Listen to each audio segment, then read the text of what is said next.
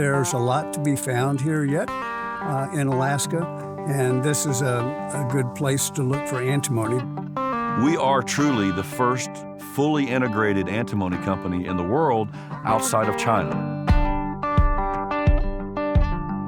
There really is no reason why we shouldn't be producing more of our own.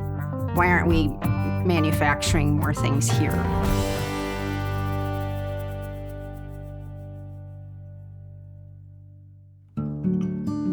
So antimony right now is, I think, one of the most critical elements in the world at the moment. And we are very fortunate to have a lot of it here in Alaska and in Fairbanks. In the late 1800s, early 1900s, gold was discovered all across the state. In the years that have now rolled forward, there's been about 3 million ounces of gold produced off the periphery of this singular feature called Esther Dome. In our pursuit of gold, we test the soils and the rocks for many different elements. One of the most common elements that helps guides us to gold is antimony. Antimony is a metalloid, and it's not very well known by a lot of people, but it's used in a lot of things that people don't understand or don't realize that it's there. It's such an incredible ingredient. You can't fire a bullet in the world without antimony. It's used as a fire retardant, so you find it in plastic, clothing, and babies' clothing, movie houses, the seats in a movie house, or the drapes. But it's also very important on the military side. Military uniforms, their tents, their cots, the inside of the cockpit of a helicopter or a jet airplane or a fighter jet has the antimony trioxide in it in order to inhibit the spread of fire. In the beginning of our usage of antimony, and particularly in the Department of Defense and our military, we did have mines in the lower 48, but those mines were shut down because the availability of antimony in China and other parts of Southeast Asia made our mines uneconomic. We're seeing right now what the dependence on foreign sources is. China was the dominant player here in the U.S. market for almost 40 years. About a year ago, they stopped exporting antimony products into the United States.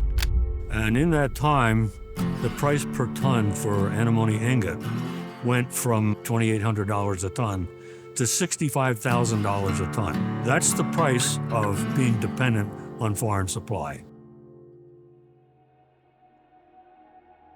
There really is no reason why we shouldn't be producing more of our own. Why aren't we manufacturing more things here? I would say with respect to antimony, if a new mine or one of these old mines reopened, that would be a huge win.